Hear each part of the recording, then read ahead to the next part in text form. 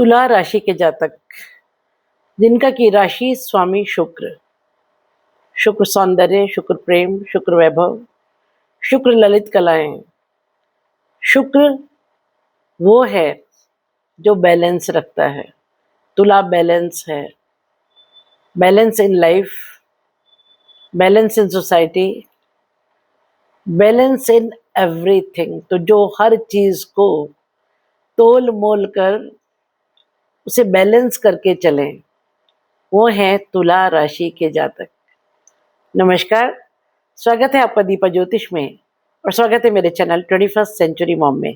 आज बात करेंगे कैसा रहेगा जुलाई का महीना तुला राशि के जातकों के लिए। अगर आप मेरे चैनल पर नए हैं तो इसको सब्सक्राइब कर दीजिए, वीडियो पसंद आएगा तो लाइक और शेयर कर दीजिएगा और घंटी वाला बटन ज़रूर दबा दीजिएगा ताकि मेरे सारे वीडियोस आपको मिलते रहें।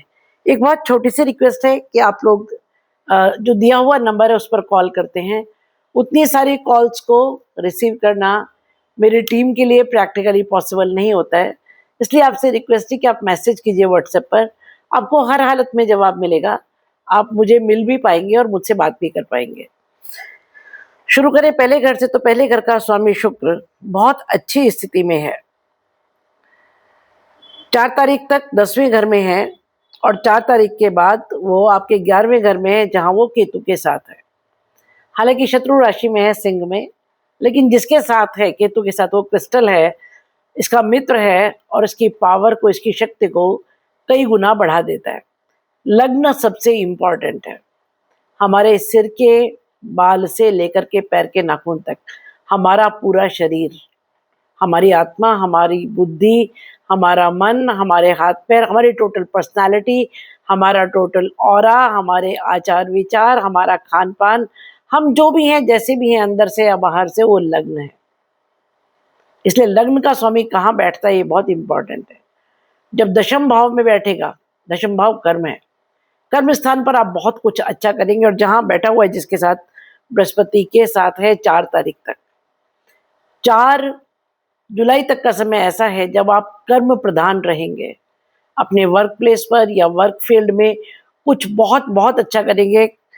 कारण ये है कि वहां बुध भी है 1 तारीख से 7 तारीख तक। बुध और शुक्र मिलकर के लक्ष्मी नारायण योग बनाते हैं। कुछ ऊंचे लोगों से जान पहचान, सरकारी लोगों से जान पहचान, आपके स्तर से बहुत ऊंचे लोगों से मुलाकात, न्यू कॉन्टेक्ट्स जिनका आपको बेनिफिट मिलेगा 4 तारीख तक, इसके होने की संभावना है।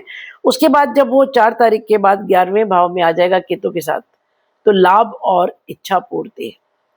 4 जुलाई के बाद जब लग्न का स्वामी शुक्र 11वें घर में होगा तो कोई विशेष सोर्स ऑफ इनकम खुलेगा। कुछ ऐसे डिजायर्स जो बहुत समय से आपके मन में दबी हुई थी, जो आप चाहते थे, उसकी प्राप्ति होगी। राहु की 9वीं दृष्टि है लग्न पर। मैंने एस्ट्रोलॉजी अपने पिता से सीखी। वो कहते थे वैदिक एस्ट्रोलॉजी में किसी भी घर में किसी ग्रह का प्लेसमेंट जितना इंपॉर्टेंट है, उससे 100 गुना ज्यादा इंपॉर्टेंट दृष्टियां हैं। तो राहु की 9वीं दृष्टि तब जब राहु शतभिषा में है। अचानक कोई खुशखबरी, अचानक कोई अचीवमेंट, ये आपको प्राप्त होगा। बात करें दूसरे घर की तो वृश्चिक राशि है जिसका स्वामी मंगल 8वें घर में बैठकर पूर्ण दृष्टि से अपने घर को देख रहा है। दूसरा घर कुटुंब है, वाणी है, धन का संचय है और खान पान है। पिताजी कहते थे जब कोई ग्रह दूसरी घर में बैठकर अपने घर को पूर्ण दृष्टि से देखे, इसका मतलब समझो। इसका एक छोटा सा एग्जाम्पल वो देते थे, वो ये था कि कोई बच्चा विदेश पैसा कमाने गया, $100 कमाए, 10 अपने खर्चे के लिए अपने पास रखे और 90 वहां बेच दिए जहां उसका घर है, यानी कि जहां उसकी दृष्टि है। तो 8वें घर का मंगल जब पूर्ण दृष्टि से दूसरे घर को देखेगा, तो मंगल मेहनत है, मंगल पराक्रम है, मंगल हमारी धमनियों में बहने वाला रक्त है, मंगल हमारे शरीर की एनर्जी है। अपनी ही ताकत से, अपनी ही एनर्जी से, अपनी ही हार्डवर्क से आप धन का संचय कर पाएंगे, कुटुंब को बांध पाएंगे, कुटुंब में सामंजस्य रख पाएंगे। हालांकि थोड़ी सी ऊंची आवाज में बोलचाल भी हो सकती है, थोड़ा सा गर्म स्वभाव भी उस समय कुटुंब के लोगों के साथ आपका हो सकता है, क्योंकि मंगल एनर्जी के साथ साथ क्रोध भी है। आप कुछ बातें अपने क्रोध के द्वारा या कुछ कठोर शब्दों के द्वारा परिवार से मनवाएंगे। यहाँ पर बृहस्पति की 5वीं दृष्टि है जो अमृत दृष्टि है। तब जब बृहस्पति पुष्य नक्षत्र में है, घर में कोई मांगलिक काम, कोई शुभ काम, कोई बिग अचीवमेंट्स होने की संभावना है और जो धन का संचय होगा वो सही रास्ते से होगा। एक चीज और, क्योंकि मंगल 8वें घर में है और 8वां घर ट्रांसफॉर्मेशन को दिखाता है और सडन गेन्स को दिखाता है। 8वां घर उस धन को दिखाता है जो हमने खुद नहीं कमाया, सट्टा, लॉटरी, जुआ, ससुराल से मिला हुआ धन, गिफ्ट में मिला हुआ धन, इंश्योरेंस से मिला हुआ धन या वसीयत से मिला हुआ धन, उसको दिखाता है। 8वां घर पाताल में है, विदेश से आने वाले धन को भी ये दिखाता है। तो इस समय जो धन का संचय होगा वो इन जगहों से होगा। आपको खाने में तीखा पसंद रहेगा, थोड़ा सा एसिडिटी की प्रॉब्लम रह सकती है, उसका ख्याल रखिएगा। वाणी थोड़ी कड़क हो जाएगी, जो मैं आपको पहले ही बता चुकी हूँ। तीसरे घर की बात करें तो धनु राशि है जिसका स्वामी बृहस्पति 10वें घर में बैठा है। मार्गी है, उदित है, अतिचारी है, उच्च है, पुष्य नक्षत्र में। खास तौर से 26 जून से 1 जुलाई तक 5 डिग्री पर अति उच्च, एक्सट्रीमली एक्सॉल्टेड रहेगा। इसका मतलब समझिए क्या है। देखिए, तीसरा घर पराक्रम है, छोटी यात्राएं हैं, हमारी हॉबीज हैं, हमारी फिजिकल एबिलिटीज हैं। तो अपने ही पराक्रम से हम कर्म स्थान पर कुछ बहुत बड़ा अचीवमेंट, बहुत बड़ा मतलब बहुत बड़ा कर पाएंगे। विशेष रूप से 26 जून से लेकर के 1 जुलाई तक का समय, जब बृहस्पति अति उच्च होंगे, वो भी वही दिखा रहा है जो इसके पहले वाली मैंने बात कही थी कि बड़े लोगों से कॉन्टैक्ट्स, ऊंचे लोगों से कॉन्टैक्ट्स, सरकार से कॉन्टैक्ट, सरकार से लाभ, पिता से लाभ, पिता तुल्य लोगों से लाभ, बॉस से लाभ, इन लोगों का सपोर्ट मिलेगा आपको। एक चीज और बतला दूं, अगर किन्हीं लोगों के पिता स्वर्गवासी भी हो चुके तो भी पितृकृपा विशेष रूप से बनी रहेगी और जो अचीवमेंट्स आपको होंगे वर्क प्लेस पर, उसमें उनका बहुत बड़ा सहयोग या उनका बहुत बड़ा आशीर्वाद होगा। तीसरे घर पर मंगल की 8वीं दृष्टि है, सूर्य की दृष्टि है, बुध की दृष्टि और केतु की 5वीं दृष्टि है। तेज और प्रताप की वृद्धि होगी, कम्युनिकेशन स्किल्स बहुत अच्छी हो जाएंगी। तीसरा घर वैसे भी कम्युनिकेशन है, अपने कम्युनिकेशन से आप अपना भाग्योदय कर पाएंगे, सॉफ्टवेयर से भाग्योदय कर पाएंगे। उसके अलावा केतु की 5वीं दृष्टि है, तो केतु इस समय मघा में है। पितृ कृपा से आप इतनी ज्यादा मेहनत कर पाएंगे क्योंकि पराक्रम का घर है तीसरा, पितृ कृपा से, क्योंकि केतु मघा में। पिताजी कहते थे जो ग्रह जिस नक्षत्र में बैठा होता है उसके अनुरूप अपना आचार व्यवहार बदल लेता है। मघा पितृ कृपा को दिखाता है। केतु मोक्ष का कारक है, केतु सेपरेशन है, केतु विच्छेद है, उसके बावजूद इस समय केतु बिहेव करेगा मघा की तरह।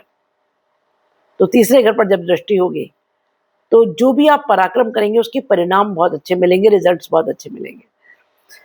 बात करें चौथे घर की तो मकर राशि जिसका स्वामी शनि रेवती में बैठा हुआ है। चौथे घर का स्वामी छठे घर में, छठा घर रोग ऋण और शत्रु, चौथा घर सुख स्थान, चौथा घर माता, भूमि, भवन और वाहन। उसका स्वामी जब छठे घर में बैठा होगा तो रोग से मुक्ति, ऋण से मुक्ति, शत्रु से मुक्ति और जिससे सुख की प्राप्ति। एस्ट्रोलॉजी बहुत सरल चीज है अगर हम लॉजिक्स को यूज करें। जब दो घरों के बीच संबंध बनता है तो उसके परिणाम हम इसी तरह कैलकुलेट करते हैं। सूर्य की दृष्टि है 16 तारीख से यहाँ पर, बुध की दृष्टि है 7 तारीख तक, शुक्र की दृष्टि है 4 तारीख तक और बृहस्पति की दृष्टि तो पूरा महीना रहेगी चौथे भाव पर। तब जब बृहस्पति पुष्य नक्षत्र में, और पुष्य एक बहुत शुभ नक्षत्र है, शुभ कामों के लिए हम पुष्य नक्षत्र को ढूंढते हैं। पुष्य नक्षत्र का किया हुआ काम अजर और अमर हो जाता है। मातृभूमि है चौथा घर, आपके मातृभूमि पर इस समय जो आप कर्म करेंगे या मातृभूमि के प्रति कर्म करेंगे या माता के प्रति जो कर्म करेंगे उससे आपको यश, पद, मान, प्रतिष्ठा की प्राप्ति होगी। दूसरी बात, बृहस्पति विशालता को दिखाते हैं, एनलार्जमेंट को दिखाते हैं। जहां दृष्टि होगी उस घर को भी एनलार्ज करते हैं।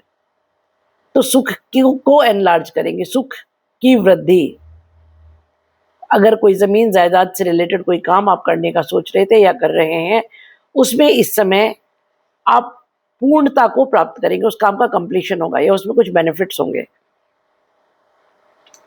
उसके अलावा 7 तारीख तक का समय ऐसा है जब बुध और शुक्र तो 4 तारीख तक है, बुध जब यहाँ रहेंगे तो एक मैनेजमेंट से रिलेटेड कुछ काम जो आपके अभी तक दरक रहे थे, पिछड़ रहे थे, वो अब अच्छी तरह हो जाएंगे। बात करें 5वें घर की तो यहाँ राहु शतभिषा में है, कुंभ राशि में बैठे हुए हैं। कुंभ राशि का स्वामित्व जितना शनि के पास है उतना ही राहु के पास है। बहुत सुदृढ़ स्थिति में शतभिषा में है। 2 अगस्त तक रहेंगे, उसके बाद नक्षत्र परिवर्तन करेंगे। तब तक ये बहुत अच्छे आपको परिणाम 5वें घर के देंगे। 5वां घर किन चीज़ों को रिप्रेजेंट करता है मैं बताती हूँ। विद्या, बुद्धि, संतान, प्रेम प्रसंग, पूर्वजन्म और सबसे इम्पॉर्टेंट चीज़ जीवन का पूर्ण उत्थान। राहु विदेशी लोगों को दिखाता है, दूसरी भाषा, दूसरे धर्म के लोगों को दिखाता है, सडन गेन्स को दिखाता है, अति महत्वाकांक्षा को दिखाता है। राहु शॉर्टकट को भी दिखाता है, राहु छल है, राहु कपट है। लेकिन राहु की एक बहुत अच्छी चीज क्या है कि जो ड्रीम्स दिखाते हैं ना, वो फेक ड्रीम्स नहीं होते, उनके पीछे लगा के रखता है आपको। आपको plan A, plan B, plan C, plan D, plan A, plan F, इतने प्लान्स दे देगा कि अगर पहला प्लान आपका सक्सेसफुल नहीं होता तो कोई बात नहीं भाई, दूसरा प्लान है, इसे अब एग्जीक्यूट करो। तो क्या होगा कि आप लगे रहेंगे for the sake of the achievements. क्यों? क्योंकि पूर्ण दृष्टि लाभ और इच्छा पूर्ति पर है।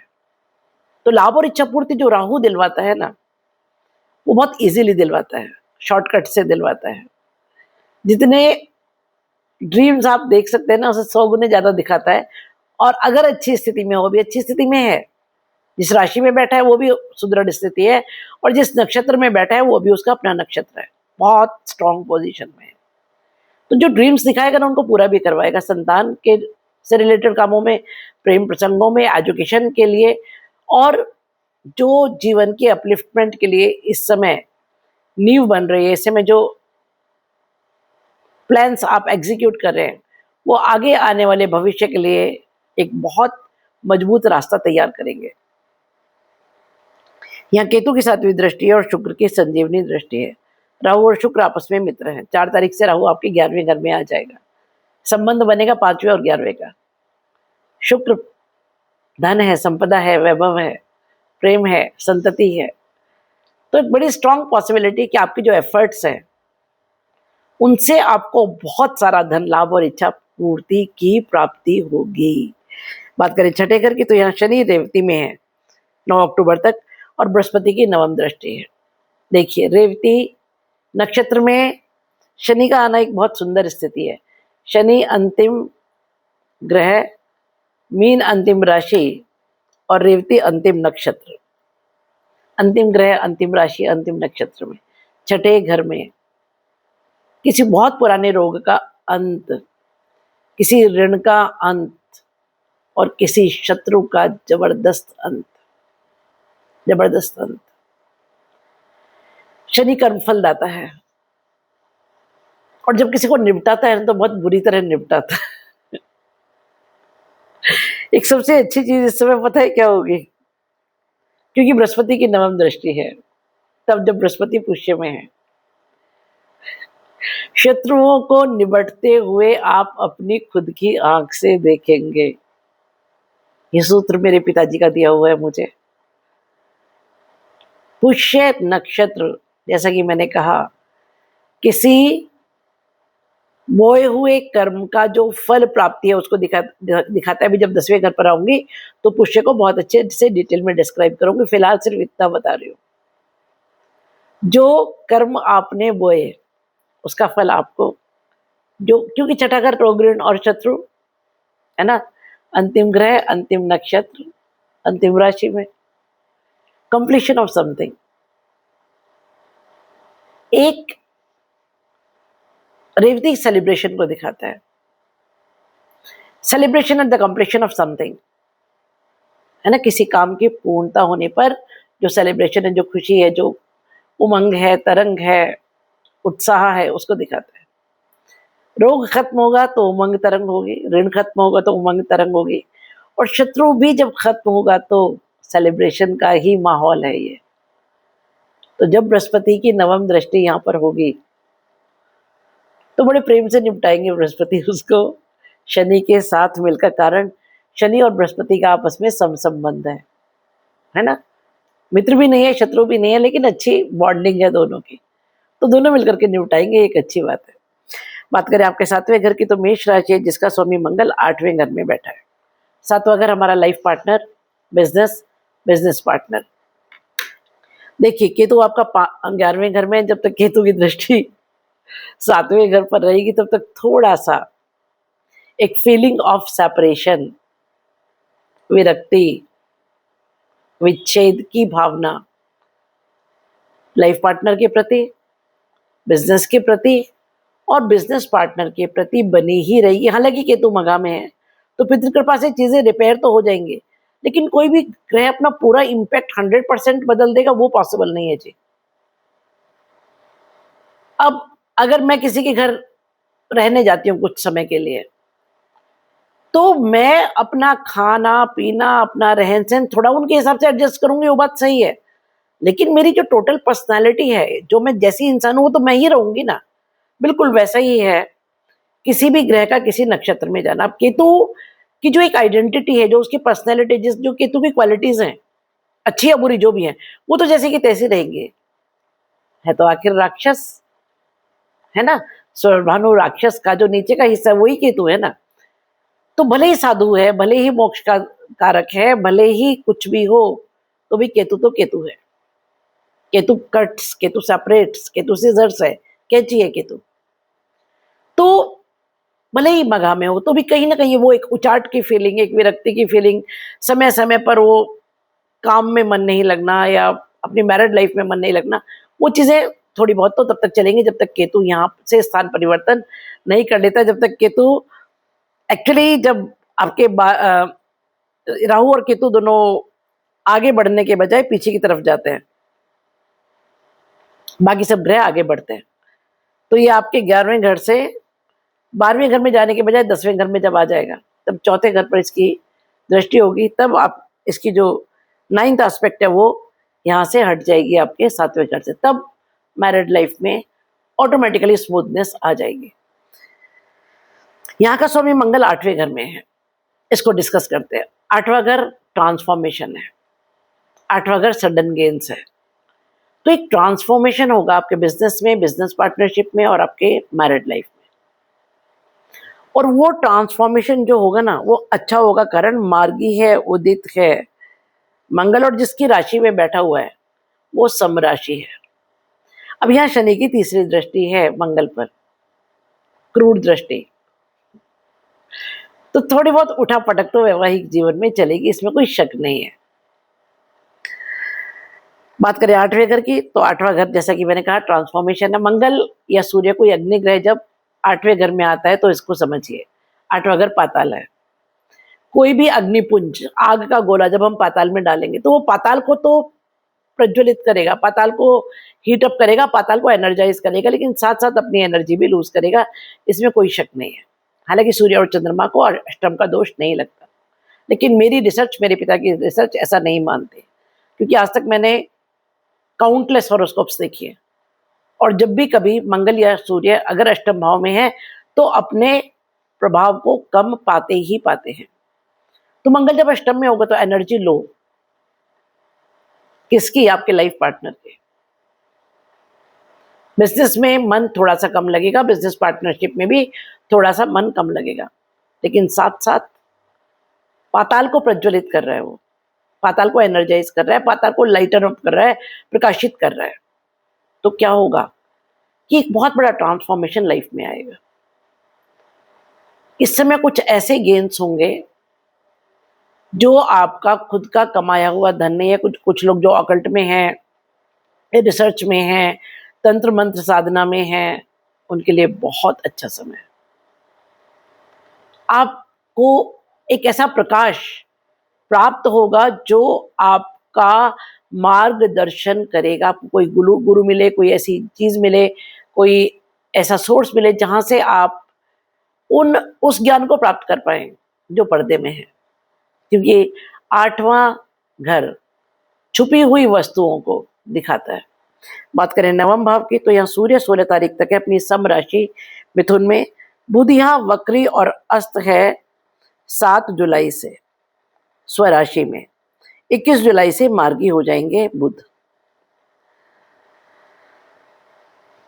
1 से 7 तक बुध दशम भाव में और उल्टे चलते हुए, वक्री चलते हुए दशम भाव से नवम भाव में आएंगे। 7 जुलाई से यहां रहेंगे। जब कोई ग्रह वक्री होता है तो उसकी एनर्जी बढ़ जाती है। बुध जब सूर्य के साथ होंगे, हालांकि अस्त भी होंगे, तो सूर्य और बुध मिलकर के बुधादित्य राजयोग बनाएंगे। अब बुध जब अस्त होंगे तो उसका अर्थ समझिए। बुध की पावर्स, कोई भी ग्रह, पहले बताऊं अस्त क्या होता है, जो सूर्य के जब कोई ग्रह बहुत करीब आ जाता है तो वो अस्त हो जाता है। कारण सूर्य का प्रकाश, सूर्य की उष्मा, उसकी एनर्जी उस ग्रह को जो उसके करीब आता है अपनी एनर्जी में विलीन कर लेती है, अपनी एनर्जी में एनग्रॉस्ड कर लेती है, वो छा जाती है उस पर। इसको ऐसे समझिए कि एक छोटा बच्चा जब माँ के आंचल में आता है, माँ उसे आंचल से ढक लेती है तो सिर्फ माँ का आंचल दिखता है ऊपर से, लेकिन बच्चा तो वहीं अंदर है। इनफैक्ट पाराशर ऋषि ने भी यही डेफिनेशन दी है अस्त ग्रहों की। वो कहते हैं जब कोई ग्रह सूर्य से अस्त होता है, सूर्य से ही अस्त होते हैं सारे ग्रह, सूर्य के करीब आ जाते हैं तो उसको हम अस्त होना कहते हैं। जब कोई ग्रह सूर्य से अस्त होता है तो वो सूर्य के हृदय में चला जाता है, सूर्य उसको अपने हृदय में धारण कर लेते हैं, उसको हृदयस्थ कर लेते हैं। इसका मतलब ये उसकी पावर, उसकी एनर्जी सूर्य के पास ट्रांसफर हो गई। बुध की जो फैक्टर्स हैं, बुध बुद्धि है, बुध ज्ञान है, बुध मैनेजमेंट है, बुध ऑडिट है, बैंकिंग है। अब आपके केस में बुध स्वामी है भाग्य भाव का, है ना, और 12वें घर का, 12वें घर से भाग्योदय, भाग्योदय विदेश से भाग्योदय। और कहाँ किससे कराएगा? सूर्य कराएगा, क्योंकि बुध की पावर सूर्य ने छीन ली है या अपने हाथ में ले ली है, या ऐसा मान लीजिए कि जो वित्त विभाग है उसके मंत्री से प्रधानमंत्री ने वो वित्त विभाग अपने पास ले लिया। अब सूर्य तो बुद्धि में, ज्ञान में, प्रकाश में, यश में बुध से ज्यादा है ना। तो इस समय क्या होगा, आपके जीवन के कुछ निर्णय बड़े लोग लेंगे, आपके पिता या पिता समान लोग लेंगे, और आप उनको इजीली एडमिट करेंगे और उन्हीं से आपका भाग्योदय होगा। मल्टीनेशनल कंपनी से, विदेशी लोगों से, दूसरी भाषा, दूसरे धर्म के लोगों से जो बेनिफिट इस समय आपको होगा, इस समय वही भाग्योदय होगा। सरकार से विशेष लाभ इस समय आपको, सरकारी लोगों से विशेष लाभ। जैसे वैसे भी 10वां घर दिखा रहा है कि आपके कॉन्टेक्ट्स बनेंगे नए लोगों से, बड़े लोगों से, ऊंचे स्तर के लोगों से, जिससे आपको लाभ होगा। बात करें आपके, अच्छा, राहु की यहाँ 5वीं दृष्टि है आपके भाग्य भाव पर। अचानक कुछ खुशखबरी आपको मिलेगी, क्योंकि राहु शतभिषा में, एक अच्छे नक्षत्र में। शतभिषा मतलब 100 डॉक्टर्स, हीलिंग फ्रॉम 100 डॉक्टर्स। 100 वैद्य जो आपका उपचार, आपका इलाज कर रहे हैं। तो आपको जहां जरूरत है उपचार की, जहां जरूरत है इलाज की, जहां जिस फील्ड में हेल्प की जरूरत है उसमें राहु मदद करेगा। भले ही छलिया हो, भले ही कपट हो, भले ही महत्वाकांक्षी हो, लेकिन इस समय शतभिषा में है तो शतभिषा के अनुसार व्यवहार करेगा। बात करें आपके दशम भाव की, तो दशम भाव इस समय बहुत रिच है। सूर्य 16 जुलाई से आ जाएंगे कर्क राशि में। मित्र है चंद्रमा सूर्य का। पहली बात तो मित्र के घर में है। दूसरी बात यह है कि सूर्य दशम भाव में कारक होते हैं। बुधिया 1 से 7 है, शुक्र 4 तारीख तक है, बृहस्पति पूरा महीना है मार्गी, उदित, अतिचारी और उच्च, कर्क में उच्च के होते हैं। ये मैं आपको पहले ही बता चुकी हूँ कि 26 जून से 1 जुलाई तक 5 डिग्री पर पुष्य नक्षत्र में अति उच्च, एक्सट्रीमली एग्जॉल्टेड होंगे। लेकिन उच्च के तो वैसे भी पूरा महीना रहेंगे और पूरा महीना पुष्य में ही रहने वाले हैं। तो महीने के शुरू में यानी 7 तारीख तक धन लाभ, सरकार से, पिता तुल्य लोगों से और बड़े लोगों से मुलाकात, जिससे कि भविष्य में आपको धन लाभ होगा। उसके बाद की अगर बात करें तो 16 जुलाई से यहाँ सूर्य आ जाएंगे और बृहस्पति तो पूरा महीना ही रहेंगे। बृहस्पति यहाँ बैठ करके कर्म स्थान को विशालता प्रदान करेंगे। आपका जो वर्क प्लेस है उसका दायरा बढ़ेगा हर प्रकार से। हॉरिजॉन्टल भी और वर्टिकल भी, दोनों तरह से बढ़ेगा। उच्च पद प्राप्ति भी और ज्यादा लोगों से जान पहचान भी, है ना। उसके अलावा जब बृहस्पति उच्च के होंगे तो दशम भाव के उच्च के फल देंगे। कर्म स्थान पर ऐसे अचीवमेंट्स जिनकी आपने कल्पना भी नहीं की होगी, ऑल ऑफ अ सडन अचानक कुछ ऐसे लोगों से मुलाकात, जिनसे मुलाकात रातों रात आपका जीवन बदल सकती है। सूर्य यहाँ पर 16 जुलाई से होंगे तो सूर्य सरकार का कारक है, बॉस का कारक है, पिता का कारक है, यश पद मान और प्रतिष्ठा का कारक है। तो जो आपका कर्म स्थान है वहां पर यश पद मान प्रतिष्ठा की प्राप्ति। उसके अलावा सूर्य और बृहस्पति आपस में अच्छे संबंध रखते हैं। राजा और राजगुरु दोनों जब एक घर में बैठे होंगे तो कोई मंत्रणा, कोई विचार विमर्श, कोई ऐसा कर्म जो आप बहुत विचार विमर्श के और मंत्रणा के बात करेंगे और जिसके दूरगामी परिणाम बहुत अच्छे होंगे, क्योंकि दोनों की पूर्ण दृष्टि चौथे घर पर है और चौथा घर सुख है, जिससे आपको सुख की प्राप्ति होगी। बात करें आपके 11वें भाव की तो यहाँ केतु है, पितृ कृपा जो दिखा रहा है मघा में, और शुक्र है 4 तारीख से। केतु और शुक्र आपस में मित्र है, इनकी युति को समझिए, इसके कॉम्बिनेशन को समझिए।